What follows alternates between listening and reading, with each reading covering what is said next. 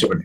రఘురామ్ గారు, భారతీయ జనతా పార్టీలో కొంతమంది RRR రఘురామకృష్ణరాజుకు టికెట్ రాకుండా అడ్డుకున్న అంటే జగన్మోహన్ రెడ్డి చేయించారు అన్న వాదన ఒకవైపు నుంచి వినిపిస్తుంటే, బట్ ఇంటర్నల్గా మాత్రం బీజేపీ లోకల్ నాయకత్వం ఏదైతే ఉందో సో వాళ్లే కొంతవరకు ప్రెజర్ తీసుకొచ్చారు రఘురామకృష్ణరాజుకు టికెట్ రాకపోవడానికి కారణం కూడా అన్నది ఒక వాదన వినిపిస్తోంది. సో దీనిపైన భారతీయ జనతా పార్టీ ఏమైనా క్లారిటీ ఇస్తుందా?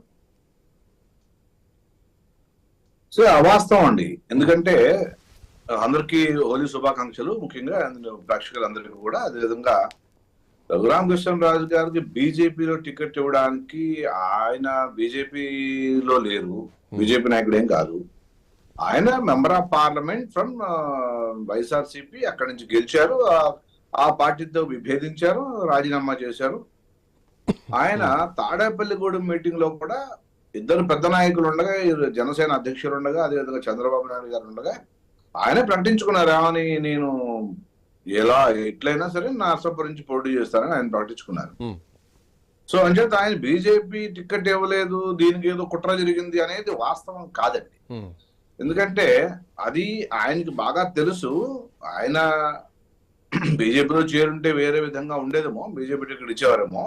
మీరు ఎక్కడో బీజేపీలో చేరలేదు కాబట్టి భారతీయ జనతా పార్టీ కన్సిడర్ చేయదు, మీరు చేరితే కన్సిడర్ చేసేదేమో. అది ఆ క్యాలిక్యులేషన్ మరి మిస్ అయ్యారు, అలా మిస్ అయ్యారు. అంటే కొన్ని పొలిటికల్ ఈక్వేషన్స్ లో మనం చూడొచ్చు, పార్టీ సభ్యత్వం లేకున్నా గానీ టికెట్లు ఇచ్చినటువంటి సందర్భాలు చాలా ఉన్నాయి.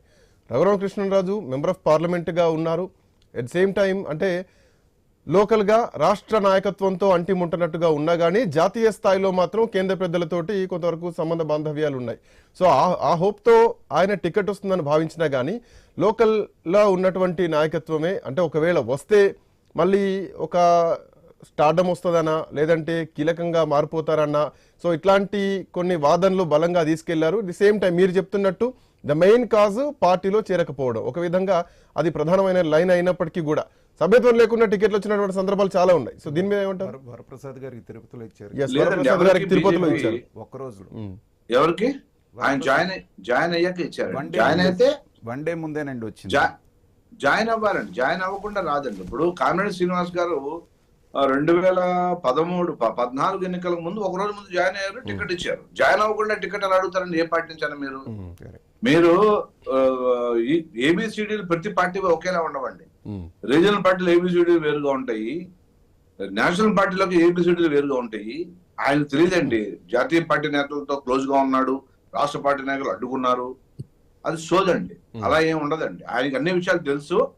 ఆయన మంచిగా ఎంపీగా కాన్స్టిట్యున్సీకి రాలేకపోయారు, కానీ ఆయన ఎంపీగా పనితనం, ఆయన ఎప్పటికప్పుడు సమస్యల మీద పరిష్కారం మీద ఆయన అనేక సార్లు గళమెత్తి వినిపించాడు. నో డౌట్ దాంట్లో ఆయన మీద వ్యక్తిగతంగా గౌరవం ఉంటుంది, కానీ బీజేపీలో నాయకులు ఎవరో అడ్డుకున్నారు అనేది వాస్తవం కాదు. ఎందుకంటే we know very good friends. నేను ఆయన చాలా సంవత్సరాల నుంచి బీజేపీలో జాయిన్ చేసిందే. నేను ఫస్ట్ టైం 2013లో కిషన్ రెడ్డి గారు నేను తీసుకెళ్లి బీజేపీలో జాయిన్ చేశాను. ఆయన రాజ్నాథ్ సింగ్ గారి సమక్షంలో జాయిన్ చేశాను. అంటే నాకు మంచి సంబంధాలు ఉన్నాయి, కానీ ఎవరో బీజేపీ వాళ్ళు అడ్డుకున్నారు అనేది వాస్తవం కాదు. తట్టు జగన్మోహన్ రెడ్డికి ఏం సంబంధం అండి? ఆయనకి పడకపోతే వాళ్ళిద్దరు తెలుసుకోవాలి తప్పించి బీజేపీకి జగన్మోహన్ రెడ్డి గారికి అలా కలపకూడదని నా ఉద్దేశం. రైట్, అడుగుదాం. అంటే వైసీపీ నాయకులు ఇంకా జాయిన్ అవ్వలేదు, బట్ అయిన తర్వాత వాళ్ళని కూడా కొన్ని ప్రశ్నలు అడిగేది ఉంది. తెలుగుదేశం పార్టీ విషయానికి వస్తే రఫీ గారు, గుడ్ ఈవినింగ్.